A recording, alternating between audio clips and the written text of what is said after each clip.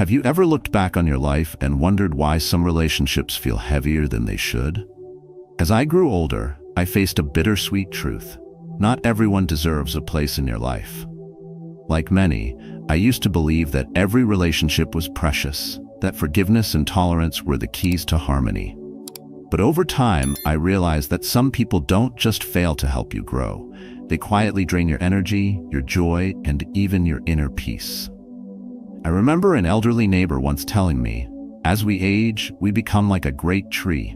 Each branch represents a relationship, but not all branches bear fruit. Some simply wait to break under the storm or weigh you down." That thought lingered with me. Isn't it true? Whether intentional or not, certain individuals hold us back, pulling us into cycles of negativity and emotional chaos. But here's the good news. You have the power to protect your peace. In this video, we'll explore the 7 types of people you must avoid in old age. These aren't just random observations. They're grounded in Stoic philosophy, a guide to mastering your emotions, building resilience, and fostering the tranquility you deserve. If this message resonates with you, I encourage you to share it with someone who might need it. A friend, a family member, or anyone seeking clarity. This small act could make a big difference. Let's begin this journey to inner peace and wisdom. 1. The manipulator. As we grow older, the value of peace and emotional balance becomes immeasurable. Yet manipulators, those who skillfully use guilt and obligation, can disrupt this tranquility without you even realizing it. Often disguised as affection or need, these individuals appeal to your nurturing instincts, especially if you've spent years being the dependable pillar in your relationships. Their approach feels genuine at first, but over time, their reliance evolves into something toxic, quietly draining your energy and joy. I remember Mr. Howard, an elderly neighbor of mine who once shared his struggles. A kind-hearted man, he had a nephew who always seemed to need help. Whether it was financial assistance, running errands, or emotional support, Mr. Howard would drop everything to be there for him. "I thought I was helping him," he told me, "but now I see I've only made him more dependent. And every time I say no, he makes me feel like I'm a bad uncle." Manipulators thrive on guilt.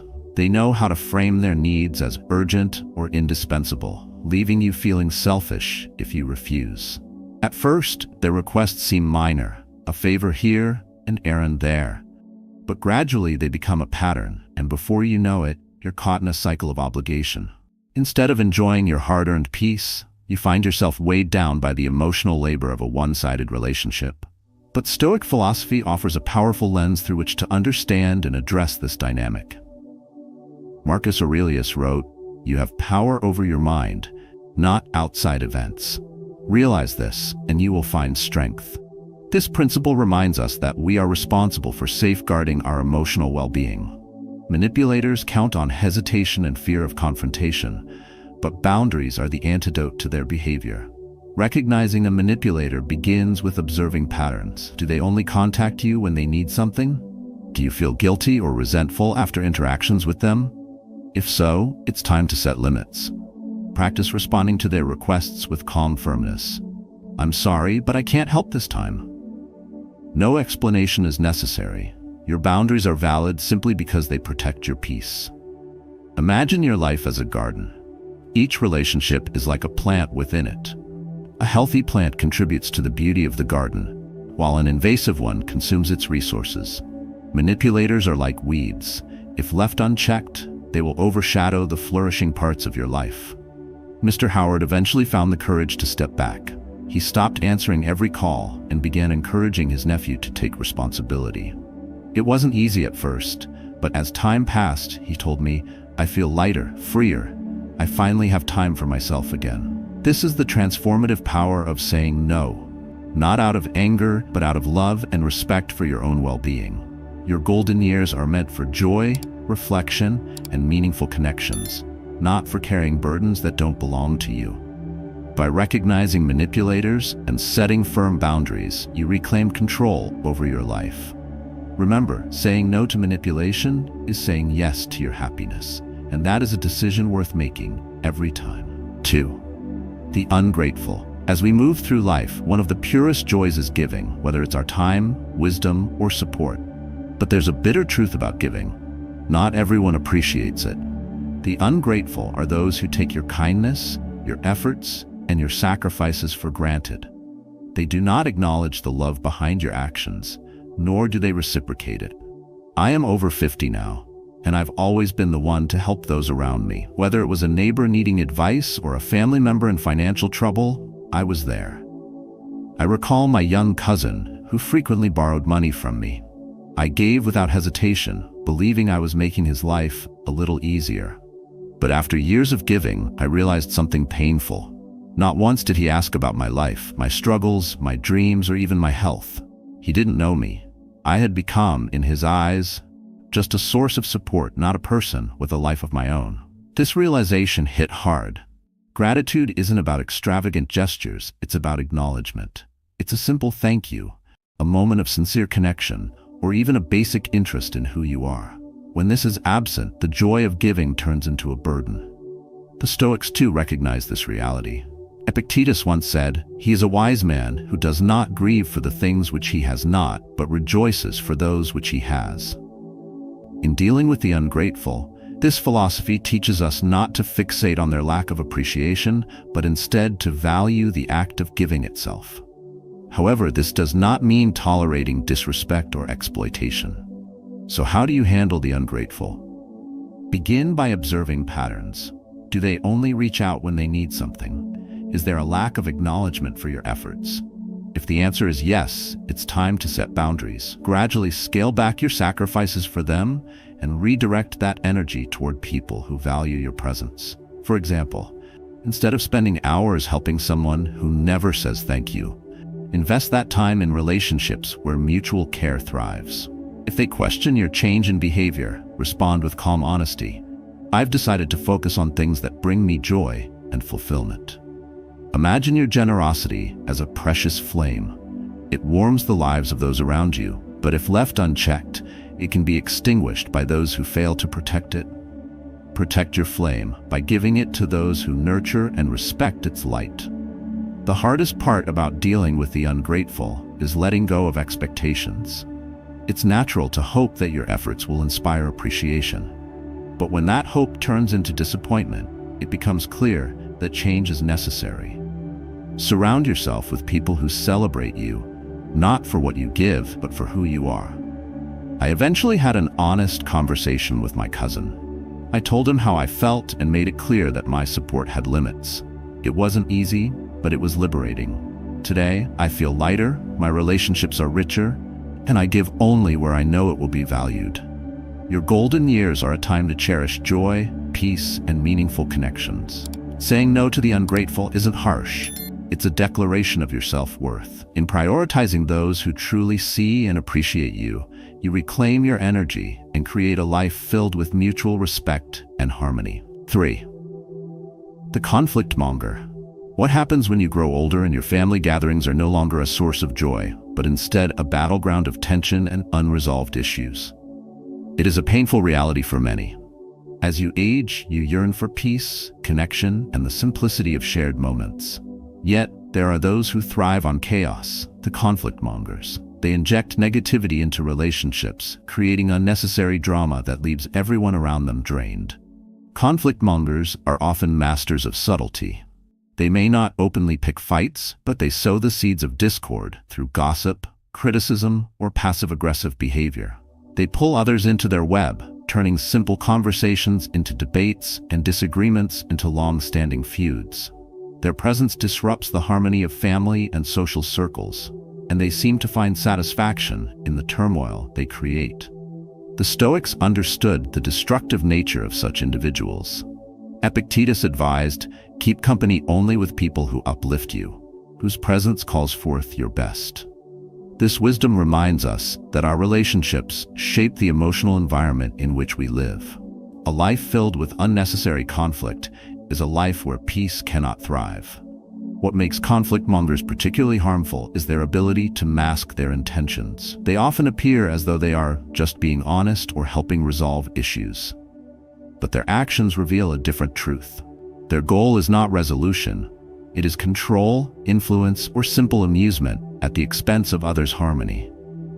For someone seeking tranquility in their golden years, dealing with such individuals requires both courage and wisdom. The first step is recognizing their patterns. Do they consistently pit one family member against another? Do they leave conversations with others feeling tense or misunderstood? If so, it's crucial to address the behavior with clarity. Setting boundaries is the key to handling a conflict monger. It's not about cutting them off entirely, but about limiting their ability to disrupt your peace.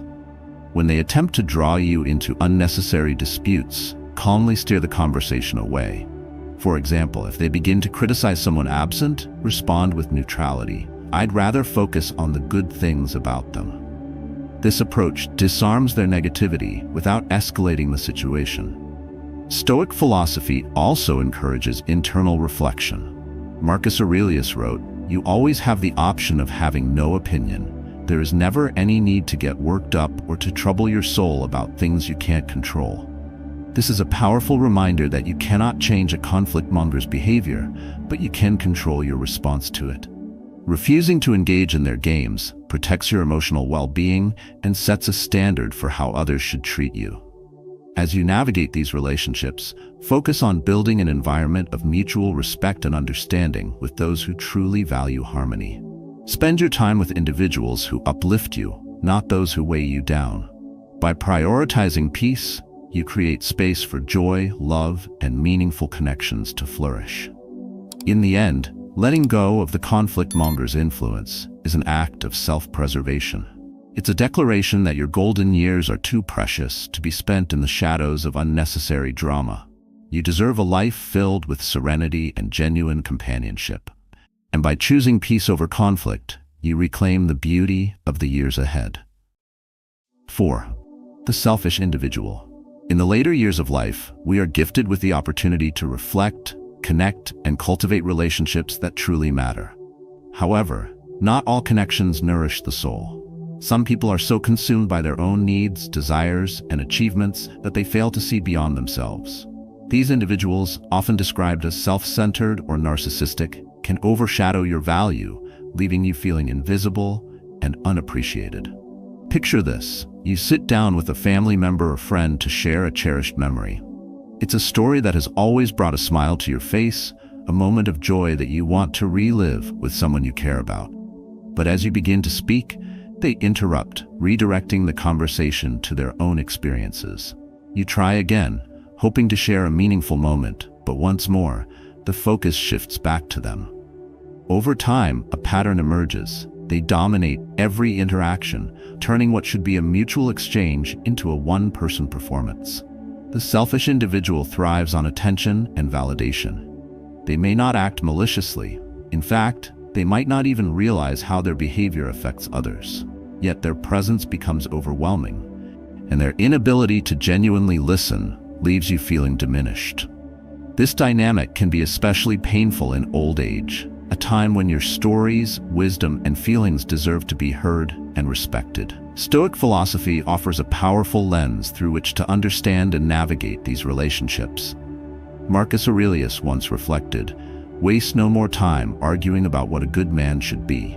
Be one." This wisdom reminds us to focus on the relationships that uplift and reflect our values, rather than trying to change those who cannot see beyond themselves. Dealing with selfish individuals requires a blend of compassion and firmness. Do they consistently steer conversations back to themselves? Do they dismiss your achievements or minimize your struggles while expecting you to celebrate theirs? If so, it's important to set boundaries. For instance, if they interrupt or dominate discussions, gently steer the conversation back. I'd like to finish what I was saying. This approach not only reclaims your voice, but also subtly asserts your presence in the relationship. It's also crucial to remember that their behavior is not a reflection of their worth.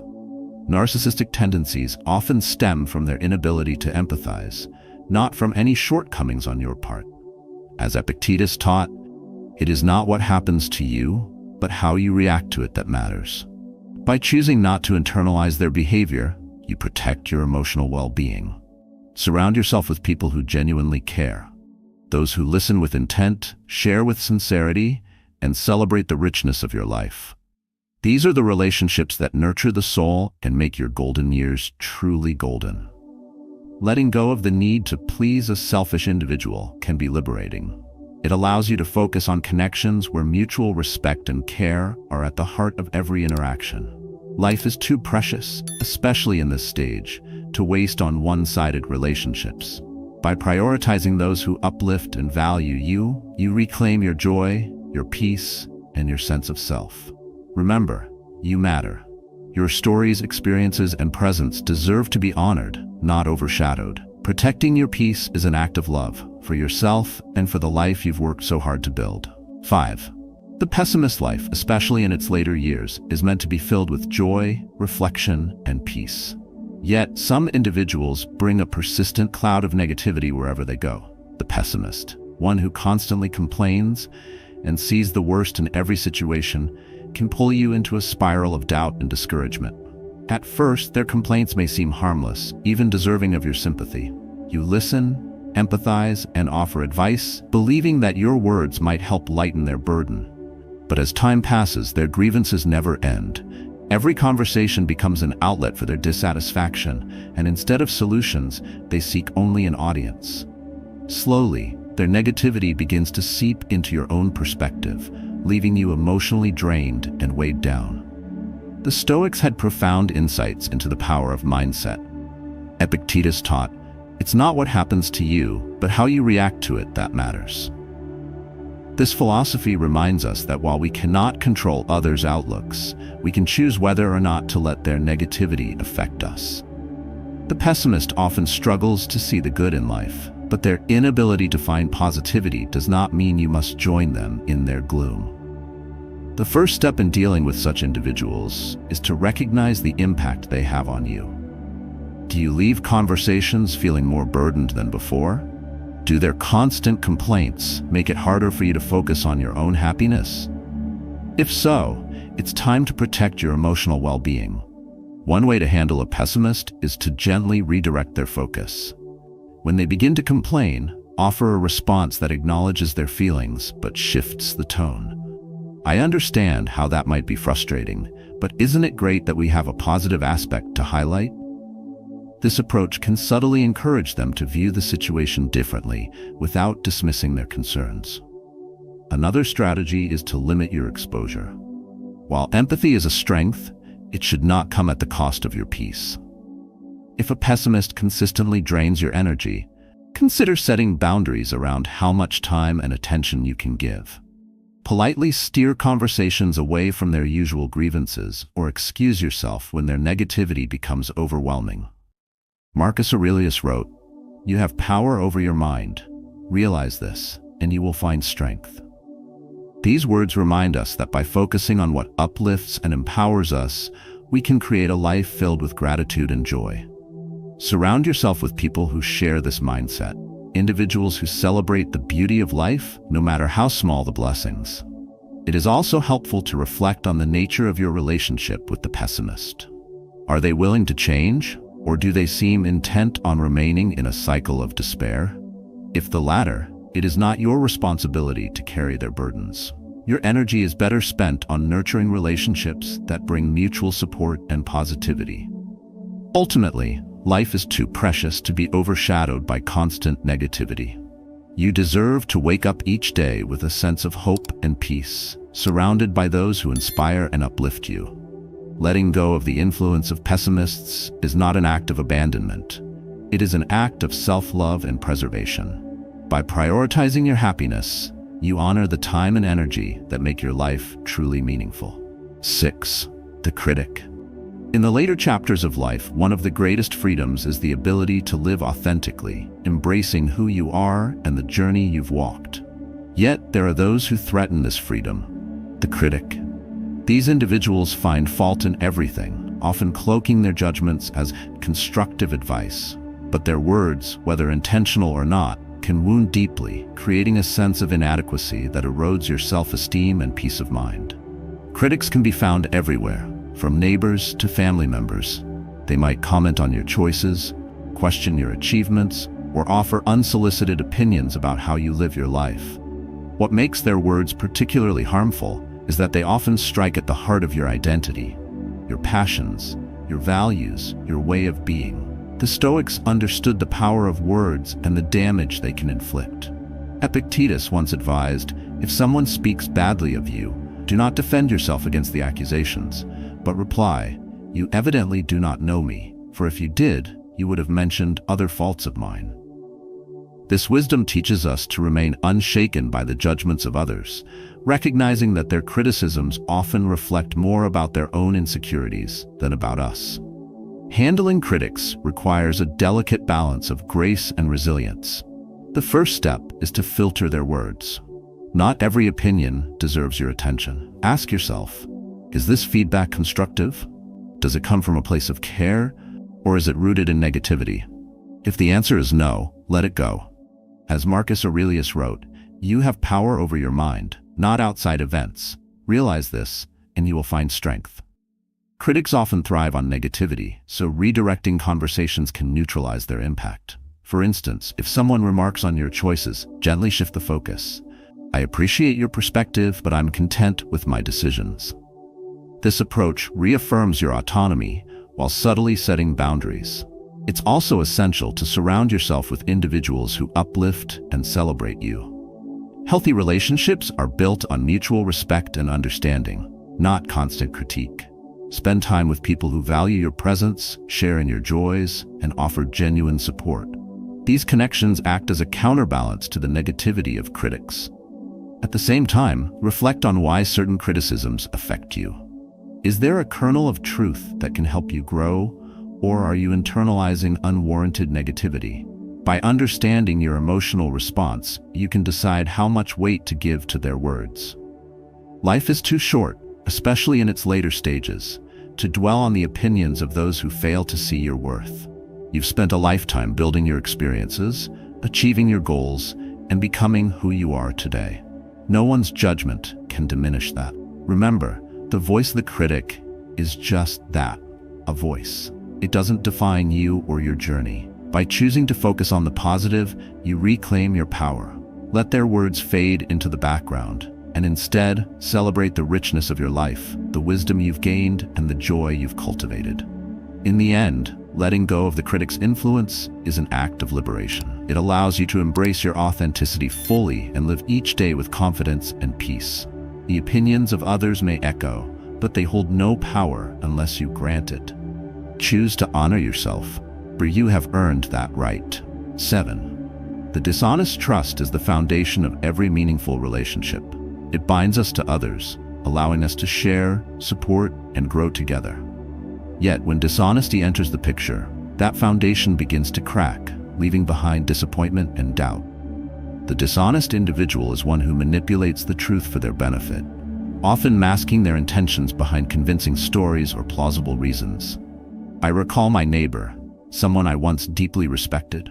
He often came to me with urgent requests for financial help. His reasons always seemed legitimate: a sudden medical bill, an overdue utility payment, or a family emergency. I wanted to believe him, and for a time I did. But as the requests became more frequent, a pattern began to emerge. Details didn't quite align, and inconsistencies started surfacing. It wasn't until much later that I realized his pleas were carefully constructed, not genuine cries for help, but manipulations of my trust. It was a painful realization. This wasn't just about the money. It was about the breach of trust in a relationship I valued. Even when I stopped offering assistance, the emotional impact lingered. The bond we once shared was tainted by dishonesty, leaving me questioning not only his integrity, but also my own judgment. The Stoics offer timeless wisdom for navigating such betrayals. Marcus Aurelius wrote, "If someone is able to show me that what I think or do is not right, I will happily change, for I seek the truth, by which no one was ever truly harmed." This reminds us that while others may deceive, our commitment to truth and integrity must remain unwavering. When dealing with dishonesty, it's crucial to protect yourself without succumbing to bitterness. Begin by setting clear boundaries. For instance, if someone repeatedly lies or misleads, calmly express your expectations. I value honesty in my relationships. If that's not something you can offer, I'll need to step back. This isn't about punishment, but about preserving your emotional well-being. It's also important to reflect on the relationship itself. Are they willing to change, or do they continue their deceit despite your efforts? If the latter, it may be necessary to distance yourself, not out of anger, but out of self-respect. Dishonesty doesn't just harm relationships, it can erode your own peace of mind. The Stoics remind us to focus on what we can control: our reactions, our decisions, and our values. Epictetus taught, "It is not what happens to you, but how you react to it that matters." By choosing to respond with clarity and grace, you maintain your integrity, even in the face of betrayal. Surround yourself with those who value honesty as much as you do.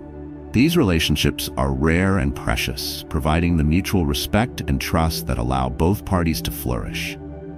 While it's natural to feel hurt by dishonesty, remember that it is not a reflection of your worth, but of the other person's character. Ultimately, letting go of a dishonest relationship can be a painful but necessary act of self-care. It allows you to prioritize connections that enrich your life, free from doubt and deceit. You deserve relationships built on authenticity, where trust is never questioned and integrity is mutual. In choosing truth over deception, you reclaim your peace and reinforce your values. The pain of letting go fades, but the strength you gain from staying true to yourself endures. And that is a gift worth cherishing in every stage of life. As we journey through the later years of life, our priorities shift. We seek peace, connection, and fulfillment, treasuring the moments and relationships that truly matter. This path to tranquility begins with discernment, understanding which relationships uplift us and which weigh us down. From manipulators and the ungrateful, to conflict mongers, selfish individuals, pessimists, critics, and dishonest, each type of person we discussed teaches a vital lesson. Stoic philosophy reminds us that while we cannot control others' behaviors, we have the power to choose our responses. By setting boundaries, prioritizing our well-being, and focusing on connections that bring mutual respect and joy, we reclaim the beauty of our golden years. Reflect on the relationships in your life. Ask yourself if they nurture your soul or drain your energy.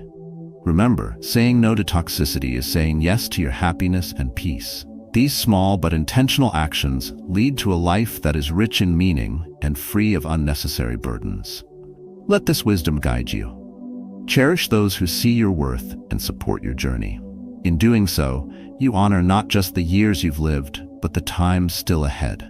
A gift meant to be embraced with clarity and joy. I invite you to share your own experiences in the comments below. What lessons have you learned about relationships, and how do you protect your peace? Your story may inspire someone else to take their first step toward a life of harmony.